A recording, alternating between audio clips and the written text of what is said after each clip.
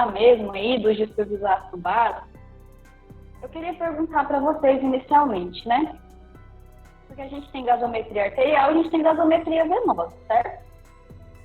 Por que, né, que a gente vai falar somente de gasometria arterial hoje? Será que tem critérios para escolher, né? Porque a gente pode pensar assim, por que para avaliação desse paciente a gente não pode fazer uma coleta venosa, que é mais fácil de se obter uma amostra venosa do que uma amostra arterial, né? Para uma amostra venosa a gente não tem tantas complicações quanto a gente pode ter na coleta de um sangue arterial desse paciente, causar hematoma, correr o risco de causar hemorragia, por exemplo, né? Quando a gente coleta um sangue arterial de forma incorreta, certo? Então, será que tem diferença, né? Será que a amostra venosa não vai dar os mesmos parâmetros de uma amostra arterial? Não, tá, gente? Então, a primeira coisa é que a gasometria arterial, ela é mais usada quando a gente precisa avaliar parâmetros de ventilação do paciente. Então, se eu preciso avaliar a condição respiratória dele, né? Se é um paciente que está ali com um problema respiratório acentuado, e eu quero avaliar quanto que está, por exemplo, PCO2, a PO2, saturação desse paciente, a gasometria arterial é a melhor amostra, é o melhor exame para eu avaliar essa condição do paciente, certo? Isso está relacionado à característica do sangue arterial, né? O sangue arterial é o sangue mais oxigenado, então eu contenho um maior teor de oxigênio nesse sangue, né, nessa amostra que eu vou analisar, eu contenho menor quantidade de gás carbônico, tá? Então, a principal diferença está relacionada à quantidade de gases que tem no sangue arterial e no sangue venoso, tá? Mas então significa que a gasometria venosa ela não serve para nada? Não, ela serve sim, ok? Mas quando a gente não está querendo avaliar parâmetro de ventilação, quando a gente quer avaliar somente parâmetros relacionados ao metabolismo, a condição metabólica desse paciente, né, ou a condição hidroeletrolítica, a amostra venosa ela é suficiente, tá? Então, por exemplo, eu tenho um paciente que ele foi internado por qualquer outro motivo que não seja uma crise respiratória. Posso coletar gasometria venosa? Posso. Eu vou avaliar bicarbonato, eu vou avaliar, por exemplo, o pH, que também não tem muita alteração da amostra arterial para a amostra venosa, não vai me fazer muita diferença, certo? Eu vou avaliar potássio, vou avaliar sódio, vou avaliar tudo quanto é coisa, beleza? E não vai ter problema. Agora, se eu for avaliar parâmetros que a gente avalia para a ventilação, que é pressão parcial de oxigênio, pressão parcial de gás carbônico e saturação, aí é totalmente diferente, ok? O melhor mesmo é a amostra arterial para mostrar essa condição do paciente. Eu até trouxe aqui uma imagenzinha para vocês verem a diferença aí dos parâmetros de uma gasometria arterial para uma gasometria venosa, tá? Então, se a gente olha aqui, o pH não tem muita alteração, né? O pH de uma amostra arterial, esses daqui são valores normais, valores de normalidade. Então, o pH em uma gasometria arterial normal, ele vai de 7,35 a 7,45, ok? Lá na venosa, é de 7,28 a 7,35, então a gente não tem muita diferença do pH. Mas quando a gente avalia a PCO2, que é a pressão parcial de gás carbônico, no sangue arterial, o normal é de 35 a 45. Já no venoso, olha só quanto é maior, é aumentada a quantidade de gás carbônico no sangue venoso, porque é o sangue que é aquele sangue que já foi não, é o não oxigenado, na verdade, né? Deixa eu... Então, ele tem uma quantidade ali muito elevada de gás carbônico, de 45 a 53. Bicarbonato é a mesma coisa. Por isso que eu falei para vocês que uma amostra venosa a gente consegue avaliar parâmetro metabólico desse paciente hidroeletrolítico. É a mesma coisa, tá? Agora, a pressão parcial de oxigênio no arterial é de 80 a 100, normalidade. Olha só como que é baixinho o valor da pressão de oxigênio na amostra venosa, é de 28 a 40, porque é um sangue que tem maior quantidade de gás carbônico mesmo e menor de oxigenação, tá? Então, saturação também é muito diferente. O normal no sangue arterial é de 95 a 100. Na amostra venosa vai de 62 a 84%. Então, por isso que para avaliar parâmetros de ventilação, nós precisamos de uma amostra de sangue arterial e não venoso, tá? Então, para a gente começar a discussão. Então, o que a gente vai falar na aula de hoje é somente gasometria arterial, porque a gente está focando aí a avaliação ventilatória desse paciente. Essa imagem aqui mostra, né, de forma resumida, como seria essa questão do equilíbrio ácido básico, né? Porque não tem como a gente falar de gases arterial sem antes entender sobre esse equilíbrio ácido básico aí. Gente, distúrbio ácido básico, eles são basicamente controlados por dois órgãos, pelos pulmões e pelo sistema renal, tá? Então, a gente tem uma equação que chama equação de Henderson-Hasselbalch, que foram os dois pesquisadores, né, que descreveram aí esse equilíbrio dos distúrbios ácido básico e também a questão da desregulação desses ácidos e bases no nosso organismo, tá? Então, a fórmula é formada pelo quê?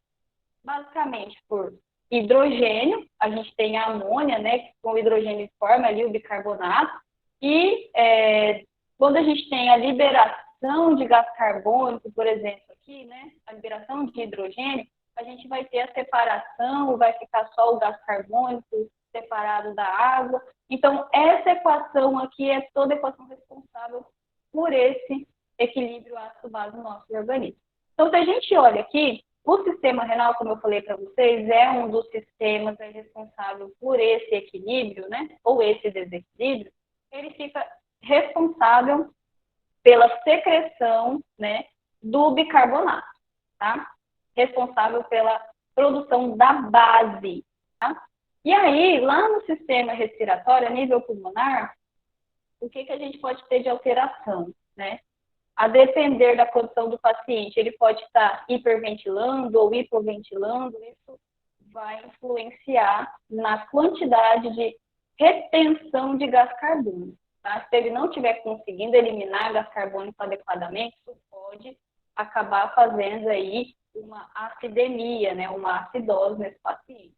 Okay? Agora, se ele estiver hiperventilando, por exemplo, isso pode causar uma alcalose, tá? Então, essa daqui é basicamente a fórmula que rege esses distúrbios ácido-base. O que nós vamos precisar avaliar para a gasometria, por exemplo? O pH, né? O pH, gente, nada mais é a sigla pH, significa Power of Hydrogênio, né? Que é a força do hidrogênio aqui nessa fórmula, né? Nessa questão aqui do distúrbio ácido básico.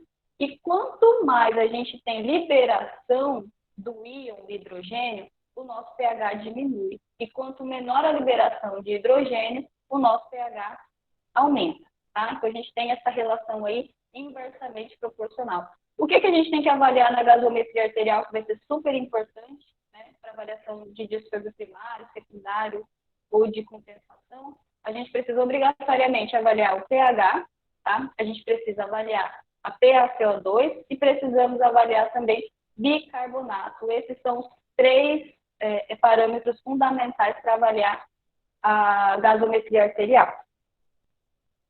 Essa imagem aqui, ainda falando desses conceitos básicos, né, do distúrbio ácido básico, o pH, né, onde a gente tem realmente a alteração principal, vocês vão ver que a gasometria ela é definida justamente pela avaliação do pH.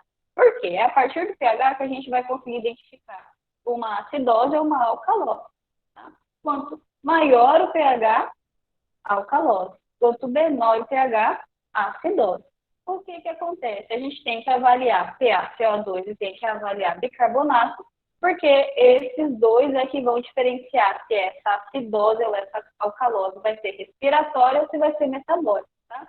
Lembra que eu acabei de falar para vocês no slide anterior? O sistema renal é responsável por secretar, né, por produzir bicarbonato. O sistema renal está diretamente relacionado a metabolismo, tá? Controle metabólico. Então, se eu tiver alteração do bicarbonato, então a gente já vai ter um problema metabólico, certo? Agora, qual que é o outro sistema que é responsável por regulação desses ácidos básicos, desses ácidos e bases no nosso organismo? O sistema pulmonar, tá? O pulmão está diretamente relacionado à eliminação de gás carbônico. Então, se a gente tiver alteração da pressão parcial de gás carbônico, muito provavelmente, né? Muito provavelmente não, né? A certeza é que esse problema ele vai ser respiratório. Então, já anota essas informações aí que são super importantes para a avaliação da gasometria. Nessa imagenzinha aqui, é para vocês verem como que funciona o sistema, né? De tentar, na verdade, reverter essa alteração do pH no organismo. Então, a gente tem 3 formas, né? 3 linhas de defesa no organismo para tentar reverter a alteração do pH. Então, nós temos o sistema tampão, que atua de forma imediata, ali em segundos a minutos, ele tenta reverter essa alteração do pH, que é a primeira linha de defesa. Então, por exemplo, esse sistema tampão está diretamente relacionado às bases que são administradas, né? Então, quais são as bases que a gente tem? Que são endógenas, né? Que tem no nosso organismo. Nós temos hemácias, né? As hemoglobinas. A gente tem proteínas, enzimas. Nós temos também o bicarbonato, que é produzido pelo nosso organismo, certo? Então, esse é basicamente o nosso sistema tampão. Ele vai tentar reverter essa alteração do pH de forma como se fosse a primeira linha de defesa que a gente tem, né? Então, se o nosso organismo não conseguir resolver isso, né? Ou então, se por meio da administração de, por exemplo, uma base, um bicarbonato, né? Para esse paciente que está ali com uma acidemia, não conseguir reverter, a gente espera que a segunda linha de defesa atue, que é diretamente relacionada ao sistema respiratório, tá? Então, o sistema respiratório é a segunda linha de defesa para tentar reverter essa alteração no pH.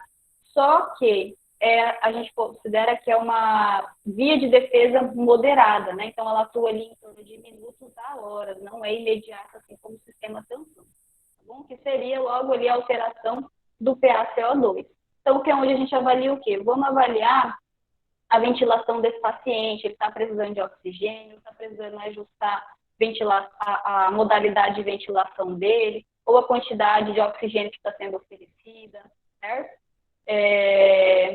Então, essa é a segunda linha de defesa que demora mais um pouquinho. E a gente tem o terceiro, que é o sistema renal, que é a terceira linha de defesa, que é lenta mesmo, demora ali de dias a semanas para reverter o quadro clínico do paciente. Então, vamos supor que aquele paciente que está internado, e ele teve uma descompensação tão grande do sistema dos ácidos e bases do organismo, que ele foi submetido a procedimento de diálise, né? Então, teve que estar fazendo hemodiálise durante todo o período de internação ali, para tentar restabelecer a filtração, né? E também ali os níveis de eletrólitos, ácidos e bases do organismo, ok? Só que isso, por exemplo, um paciente, ele não faz uma diálise e resolve a vida dele, né? Ele vai ter, mesmo que seja uma insuficiência renal aguda, ele vai ter que ficar fazendo essa diálise ali por um tempo até que tudo seja restabelecido, certo? E uma coisa super importante é que, já vou adiantar, o distúrbio primário mais comum dentro da gasometria arterial é a acidose metabólica, certo? E dentro dessa acidose metabólica, o paciente ele vai ficar ali tratando muito tempo com base, ele pode ficar fazer hemodiálise por muito tempo, e ele pode desenvolver um problema metabólico, uma alcalose metabólica a longo prazo, por conta dos próprios procedimentos que são usados para tratar essa acidemia metabólica, tá? Então, é muito complexo, né? Tem que tomar muito cuidado, são pacientes que têm que estar muito bem monitorados para qualquer alteração. Essa formulazinha que está ali no canto é a fórmula do pH, tá? Trouxe mais a título de conhecimento, obviamente que a gente não precisa saber calcular logaritmo numa altura dessa da nossa vida, Deus me livre, né? Já tem tanta coisa que a gente precisa saber. Mas assim, por que eu trouxe? Para vocês entenderem a questão de o que é diretamente proporcional e o que é inversamente proporcional. Então, eu falei para vocês que os 3 parâmetros fundamentais para a gente avaliar essa gasometria vão ser pH, bicarbonato, que é esse HCO3, e a pressão parcial de gás carbônico, que é PaCO2, certo? Nessa forma, vocês conseguem visualizar que eu tenho aqui o pH e ele está como se estivesse diretamente proporcional à base, né? Então, o que isso quer me mostrar, né? Até mesmo pela própria fórmula, né? que o pH, gente, ele está diretamente proporcional ao bicarbonato, né? E o que isso significa? Se meu pH aumenta, o meu bicarbonato também vai aumentar. E o inverso, né? Se o meu pH diminuir, o meu bicarbonato vai diminuir, porque eles são diretamente proporcionais. Eles estão aqui, ó, na mesma linha, beleza? Então, um é proporcional ao outro. Quando o pH diminui, o bicarbonato também diminui e vice-versa. Outra questão aqui. O meu pH está aqui em cima e a minha PaCO2 está aqui embaixo, ou seja, eles são inversamente proporcionais. Tá? O que isso quer dizer? Se o meu pH diminui, a minha PaCO2 vai aumentar. Se o meu pH aumenta, a minha PaCO2 vai diminuir. Beleza? Então, vocês precisam deixar bem claro e anotar isso daí. pH é diretamente proporcional com o bicarbonato e inversamente proporcional a PaCO2. Aqui essa imagem, tá? E já é para mostrar para vocês, por exemplo, essa variação do pH. O que indica uma normalidade, o que indica uma anormalidade desse pH. Parâmetro normal de pH no organismo é de 7,35 a 7,45. Tá? Abaixo de 7,35, a gente considera que é um perfil ácido. Estão vendo aqui, ó? Se tiver abaixo de 7,35, no vermelhinho, a gente já tem uma acidose desse sangue. Ok? Quando a gente tem valores acima de 7,45, a gente tem perfil básico, né? Esse perfil básico, esse sangue básico, a gente chama de alcalose, tá? Beleza? Então, acima de 7,45, a gente tem uma alcalose sanguínea, tá?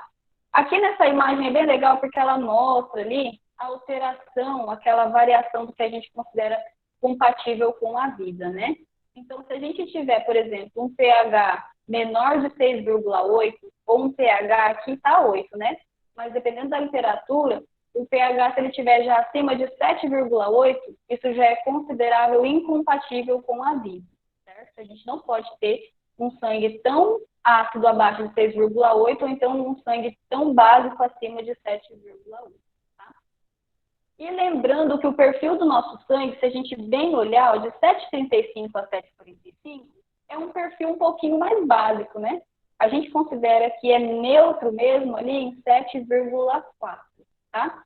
Mas o que vocês precisam saber mesmo para a avaliação dessa gasometria é o 7,35 e o 7,45. Abaixo de 7,35 ácido, acima de 7,45 é básico, tá? Para a gente saber avaliar esse distúrbio metabólico aí. Então, eu trouxe aqui os valores de normalidade da oxigenação arterial, que foi até o que eu mostrei já lá no primeiro slide para vocês, para a gente falar desses parâmetros de avaliação da ventilação, antes de falar da gasometria arterial. Então, olha aqui, pH a gente já falou, parâmetros de normalidade, a PaCO2 a gente também já tinha falado, que o parâmetro de normalidade é de 35 a 45, isso aqui vocês precisam decorar, não tem saída. A PaO2, que é de 80, né, a 100, 85 a 100, depende muito também da temperatura. Bicarbonato, 22 a 26. A saturação normal de um sangue arterial é de 94 a 100%. E nós temos também o base excess, né, que é esse Bzinho aqui, que a gente considera menos 2 e até mais 2. Tem literatura que considera de menos 3 a mais 3, tá? Mas a mais usada é essa daqui mesmo. E geralmente a gente tem até valores de referência na própria gasometria, tá? O que acontece? O que vai ser super importante aí para a gente avaliar parâmetros ventilatórios desse paciente? Vamos ter que ficar de olho na PaO2, né, que é a pressão parcial de oxigênio. Vamos ter que ficar também muito atento à saturação desse paciente, certo? Que são os dois que estão em negrito aqui na imagem, tá? Para avaliar parâmetro ventilatório. Para avaliar e classificar a gasometria arterial, são os três que eu já tinha falado para vocês. O pH, PCO2 e o bicarbonato, certo?